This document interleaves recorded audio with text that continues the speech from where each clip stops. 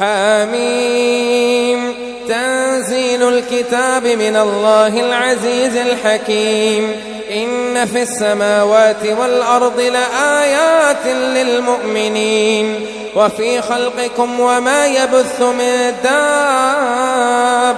آيات لقوم يوقنون واختلاف الليل والنهار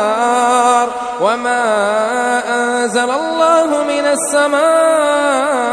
من رزق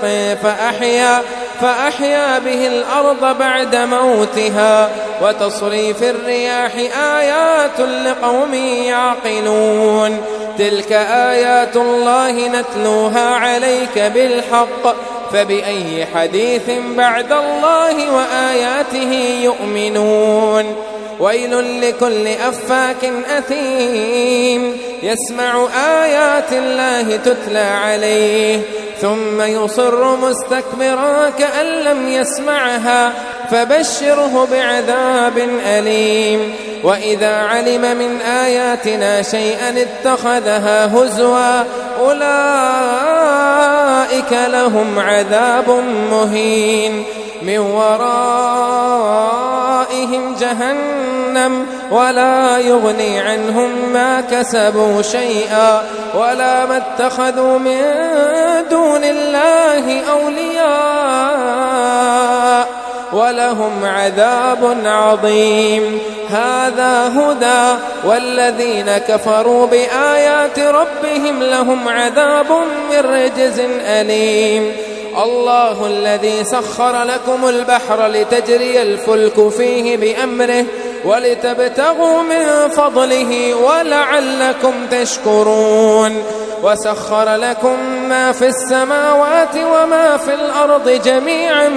منه إن في ذلك لآيات لقوم يتفكرون قل للذين آمنوا يغفروا للذين لا يرجون أيام الله ليجزي قوما بما كانوا يكسبون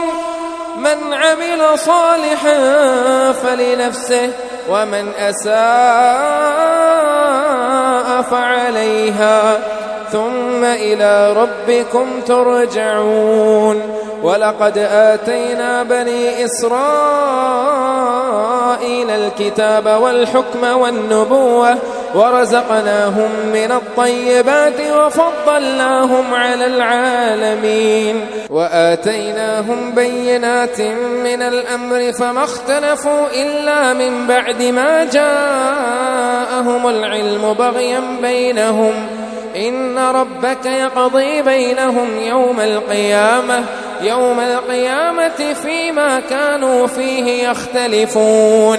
ثم جعلناك على شريعة من الأمر فاتبعها ولا تتبع أهواء الذين لا يعلمون إنهم لن يغنوا عنك من الله شيئا وإن الظالمين بعضهم أولياء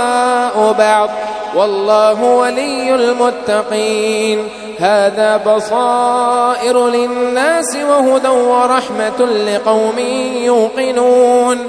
أم حسب الذين اجترحوا السيئات أن نجعلهم كالذين آمنوا وعملوا الصالحات سواء محياهم ومماتهم ساء ما يحكمون وخلق الله السماوات والأرض بالحق ولتجزى كل نفس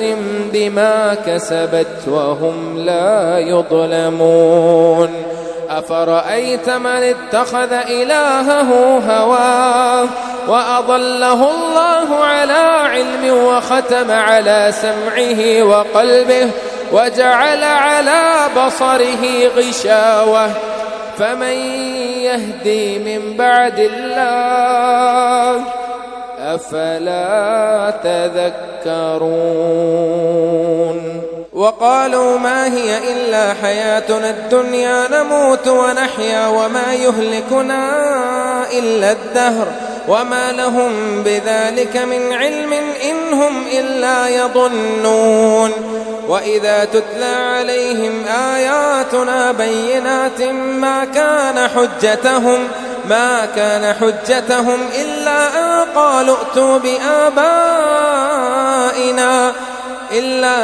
قالوا ائتوا بآبائنا إن كنتم صادقين قل الله يحييكم ثم يميتكم ثم يجمعكم إلى يوم القيامة لا ريب فيه ولكن أكثر الناس لا يعلمون ولله ملك السماوات والأرض ويوم تقوم الساعة يومئذ يخسر المبطلون وترى كل أمة جاثية كل أمة تدعى إلى كتابها اليوم تجزون ما كنتم تعملون هذا كتابنا ينطق عليكم بالحق إنا كنا نستنسخ ما كنتم تعملون فأما الذين آمنوا وعملوا الصالحات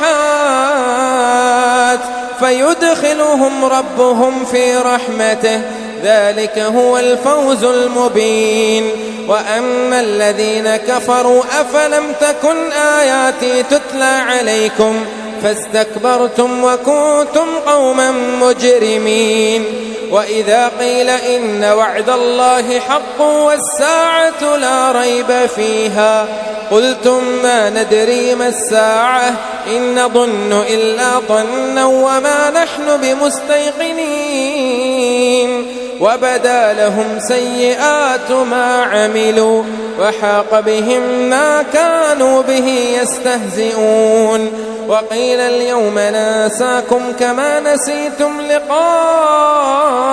يومكم هذا ومأواكم النار وما لكم من ناصرين ذلكم بأنكم اتخذتم آيات الله هزوا وغرتكم الحياة الدنيا فاليوم لا يخرجون منها ولا هم يستعتبون